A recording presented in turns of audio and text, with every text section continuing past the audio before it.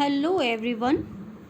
आज का हमारा टॉपिक है लक्ष्य बाजार के चयन के लिए मार्गदर्शक सिद्धांत, guiding principles for choosing target market. आज हम लक्ष्य बाजार के चयन के लिए मार्गदर्शक सिद्धांतों का अध्ययन करेंगे या लक्ष्य बाजार व्यूह रचना के चयन को प्रभावित करने वाले घटकों का अध्ययन करेंगे। लक्ष्य बाजार के चयन में अनेक व्यूह रचनाएं हैं। उन्हीं व्यूह रचनाओं में से किसी एक व्यूह रचना का चयन करके लक्ष्य बाजार में विपणन कार्य संपन्न किया जाता है। ऐसे लक्ष्य बाजार के चयन को निम्न घटक प्रभावित करते हैं जिन्हें ध्यान में रखकर लक्ष्य बाजार का चयन किया जाना चाहिए। उसमें पहला है संस्था के लक्ष्य एवं छवि, goal and image of the organisation. लक्ष्य बाजार की व्यूह रचना का चयन करते समय सबसे पहले संस्था के लक्ष्यों एवं उनकी छवि को ध्यान में रखना चाहिए कि संस्था के लक्ष्य क्या है, संस्था की छवि कैसी है। लक्ष्य बाजार खंडों का आकार एवं क्षेत्र संस्था के लक्ष्यों एवं उनकी छवि के अनुरूप ही होना चाहिए। यदि संस्था राष्ट्रीय स्तर की छवि रखती है तथा उसका लक्ष्य राष्ट्रीय बाजार में स्थान बनाना है तो उसे उसी अनुरूप लक्ष्य बाजार का चयन करना पड़ेगा। सेकंड आता है हमारा उत्पाद लक्षण एवं उत्पाद विभिन्नता, product characteristics and product varieties. उत्पाद के लक्षण एवं उत्पाद भिन्नता भी विपणन व्यूह रचना एवं लक्ष्य बाजारों के चयन को प्रभावित करते हैं।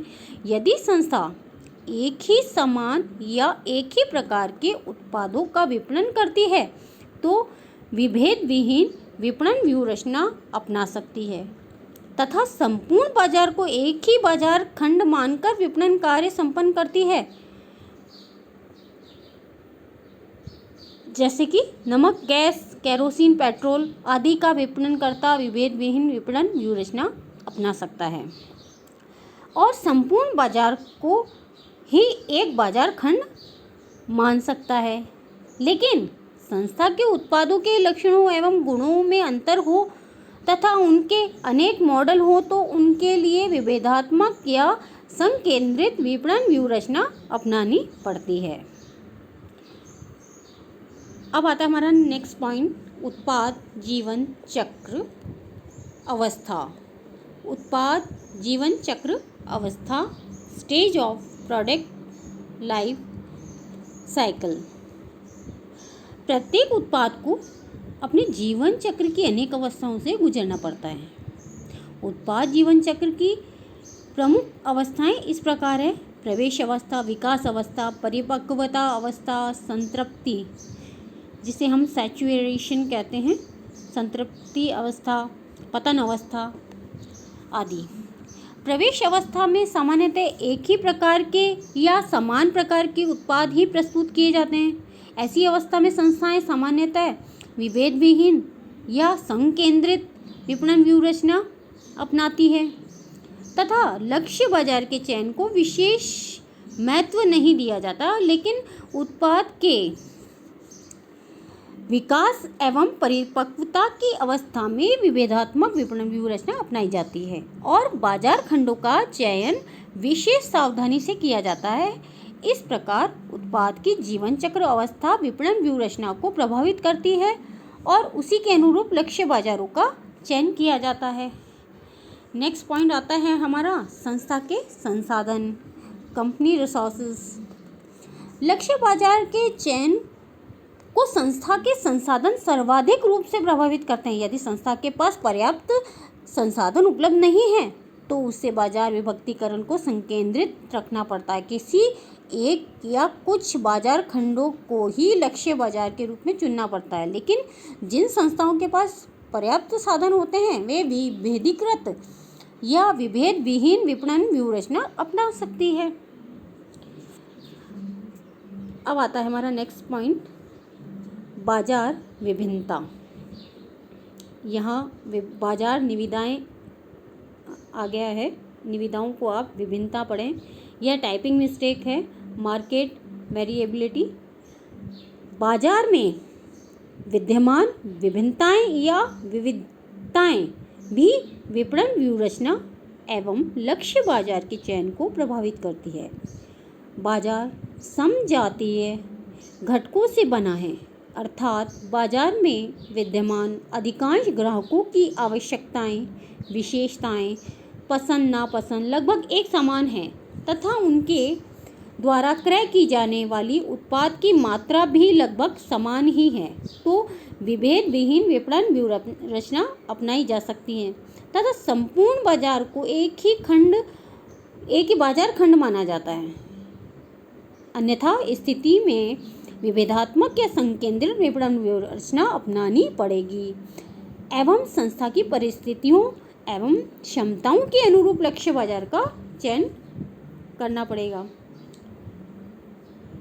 अब आता है नेक्स्ट पॉइंट हमारा 6, प्रतिस्पर्धियों की व्यूहरचनाएं, कॉम्पिटिटर्स स्ट्रेटजीज। किसी भी संस्था की विपणन व्यूहरचना एवं लक्ष्य बाजार का चयन प्रतिस्पर्धियों की व्यूहरचना एवं उनके लक्ष्य बाजारों से भी प्रभावित होता है। कई बार संस्था को वही विपणन व्यूहरचना अपनानी पड़ती है जो प्रतिस्पर्धी संस्थाएं अपनाती हैं। उदाहरण के लिए यदि प्रतिस्पर्धी संस्थाएं विभेदात्मक अथवा संकेंद्रित विपणन व्यूहरचना अपनाकर लक्ष्य बाजार का चयन करती है तो अन्य संस्था को भी ऐसा ही करना पड़ेगा। यदि वह विभेद विहीन व्यूहरचना अपनाएगी तो उसकी सफलता संकट में पड़ जाएगी। किंतु कभी कभी प्रतिस्पर्धी संस्था द्वारा भिन्न प्रकार की व्यूहरचना भी अपनाई जा सकती है। उदाहरण के लिए यदि प्रतिस्पर्धी संस्थाएं विभेद विहीन विपणन व्यूहरचना अपना रही है तो कोई अन्य संस्था विभेदात्मक या संकेंद्रित व्यूहरचना अपना कर अपने लक्ष्य बाजारों का चयन कर सकती है। अब आता है नेक्स्ट पॉइंट हमारा सरकारी नीति, गवर्नमेंट पॉलिसीज। विपणन व्यूहरचना एवं लक्ष्य बाजार के चयन को सरकारी नीति भी प्रभावित करती है। कभी कभी सरकार किसी बाजार खंड में किसी उत्पाद के विपणन पर प्रतिबंध लगा देती है। इसी तरह सरकार कर नीति एवं कर की दरों में समायोजन करके भी बाजार खंडों के विभाजन को प्रभावित करती है। अतः विपणन व्यूहरचना एवं लक्ष्य बाजार का चयन करते समय सरकार की नीति को भी ध्यान में रखना चाहिए। 8 पॉइंट आता है सामाजिक दायित्व, सोशल रिस्पॉन्सिबिलिटी। आधुनिक विपणनकर्ता का समाज के प्रति भी दायित्व है, अतः उसमें सामाजिक संवेदनशीलता, सोशल रिस्पॉन्सिवनेस होनी चाहिए। उसे समाज की आवश्यकताओं एवं अपेक्षाओं को समझना चाहिए। विपणन व्यूहरचना एवं लक्ष्य बाजार के चयन में समाज की इन आवश्यकताओं एवं अपेक्षाओं को भी ध्यान में रखना चाहिए। आज के लिए बस इतना ही। अगले वीडियो में हम पुनः आपसे नए टॉपिक के साथ मिलेंगे। तब तक के लिए स्वस्थ रहें, सुरक्षित रहें। धन्यवाद।